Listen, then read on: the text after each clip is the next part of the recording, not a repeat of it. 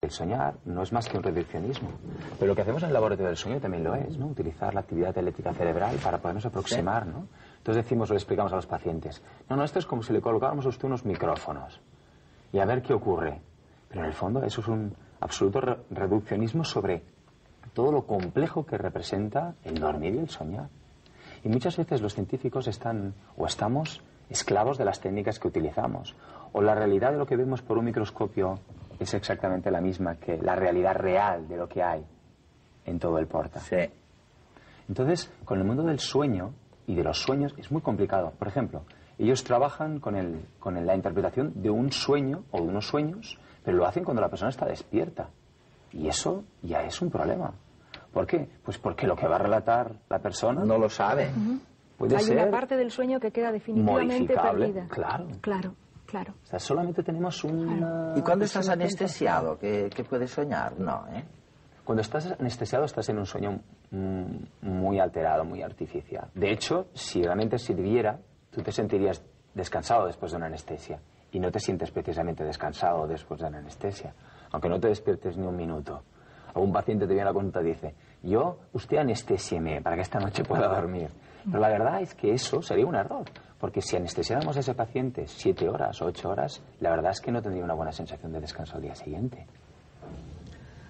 A Mari Carmen, cuando te viene la gente a la consulta y te dice que no puede dormir, que tiene insomnio, ¿le seguís diciendo que cuente ovejitas? ¿Sirve de algo contar las ovejas?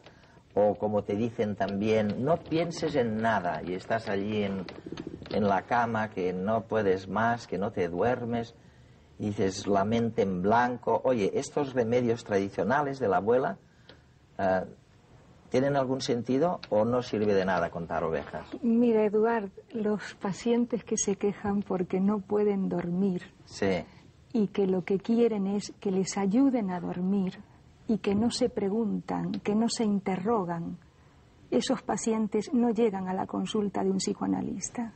A la consulta de Robert, seguramente sí, pero es que, claro, un psicoanalista está para iniciar una búsqueda, un viaje interior con el otro, para que el otro cuente su historia, pero para eso es necesario que el otro se pregunte. Si el otro no se pregunta y no tiene deseo de saber, pues evidentemente mi consulta no es la más adecuada. Oye, ¿y si aumenta tu consulta? Quiero decir, ¿sigue habiendo gente que se pregunta por estos viajes interiores? ¿O vivimos en un mundo cada vez más materialista en el que la gente lo que quiere es dormir? Que le den un fármaco. Depende del deseo. En el momento actual, que como tú bien sabes, lo que predomina y lo que tú nos estás haciendo saber, no solamente ahora que estamos charlando aquí ante las cámaras, sino como nos lo has dicho antes en la antesala, lo que nos has advertido es tenemos poco tiempo. Entonces, la relación del sujeto con el tiempo es la relación del sujeto con el deseo. Por lo tanto, si el sujeto desea saber, se va a tener que tomar tiempo.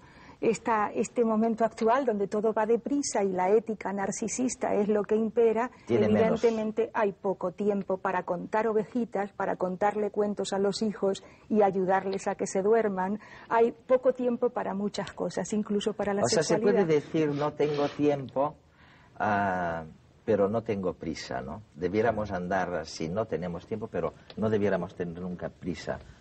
Robert, ¿qué me dices de...? Yo tengo unas reflexiones muy curiosas sobre eso de contar ovejitas. De hecho, si yo te pregunto a ti, ¿tú te acuerdas del momento justo en que te duermes? No. Yo tampoco. ¿Te acuerdas tú del momento justo en que te duermes? No. No. De hecho, parece ser como que para dormirse hace falta no recordar ese momento. Es que no grabas en la primera parte del sueño. Es un estado regresivo. Nosotros no tenemos conciencia del momento en que nos dormimos. Ni de lo que pensamos en la primera parte del sueño. Hay una parte que sí. Luego, si quieres, profundizamos de qué ocurre con los pensamientos cuando nos dormimos. Entonces, fíjate, desde el punto de vista clínico, cuando alguien viene que dice que no puede dormir, muchas veces lo que está ocurriendo es que está pendiente de ese momento.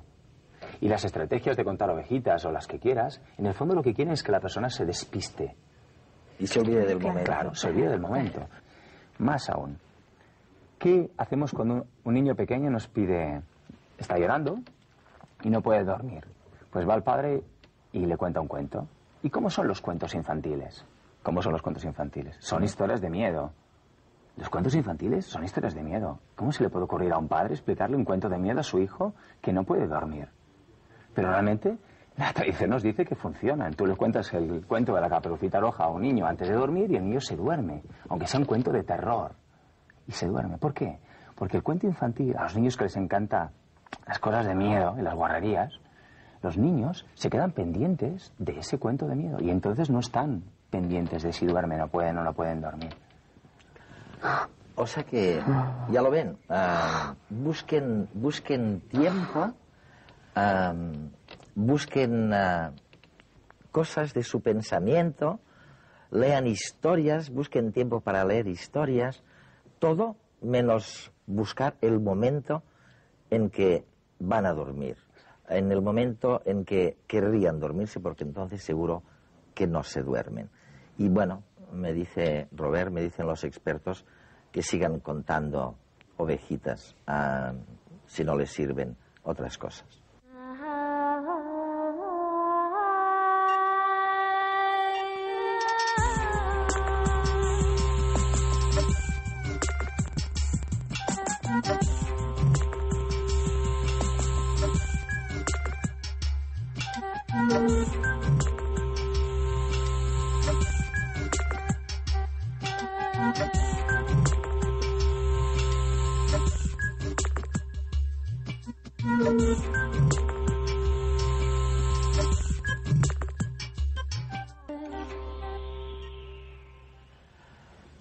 Vamos a hablar del sueño, ¿no?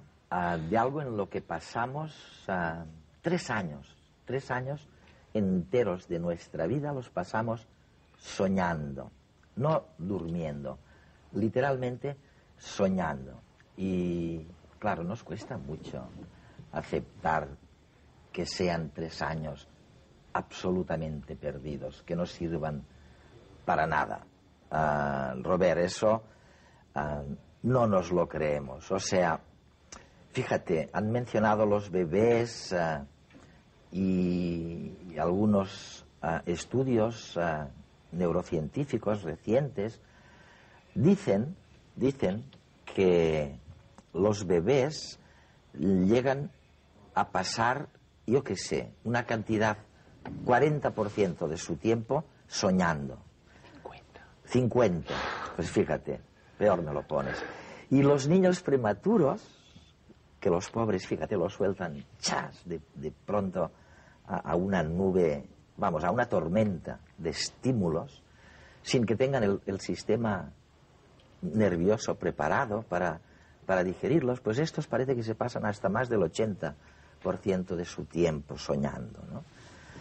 ¿Serviría para algo soñar, para aprender? El descubridor de la cadena de DNA es el último que ha desarrollado una teoría, digamos, sólida sobre la función de los sueños. Y entonces lo que establece o lo que dice es que durante el sueño REM, durante el sueño de los sueños, durante los sueños, de alguna manera lo que nos pasaría es que seleccionaríamos el material que resultaría más eficiente para la vida del individuo. Entonces, ligando con la pregunta que me has hecho, yo pienso que la cantidad de información que recibe un recién nacido, prematuro o no, sí, es tal brutal, claro, que requiere de esa selección de información, de qué es lo que es relevante y qué es lo que quizás no sea relevante. Y por eso expliqué a lo mejor que un recién nacido duerma el 50% del sueño en una fase en la que se sueña, en el sueño REM, y que luego un adulto pues esté alrededor de solo el 20%. Así, ¿eh? Oye, ¿le puedo decir a la audiencia de redes que si se tiene que examinar de algo, es mejor dormir bien la noche anterior porque en el sueño se fija mejor el recuerdo? Esto viene de un montón de experimentos que se hicieron con ratas, con animales inferiores. Y lo que pretendían era ver hasta qué punto se producía una consolidación de los aprendizajes recientemente adquiridos en función de que estuvieran o no soñando, que se les permitiera o no soñar posteriormente. Eso, cuando se ha trasladado exactamente en las experiencias humanas, No se ha demostrado del todo. En las ratas sí.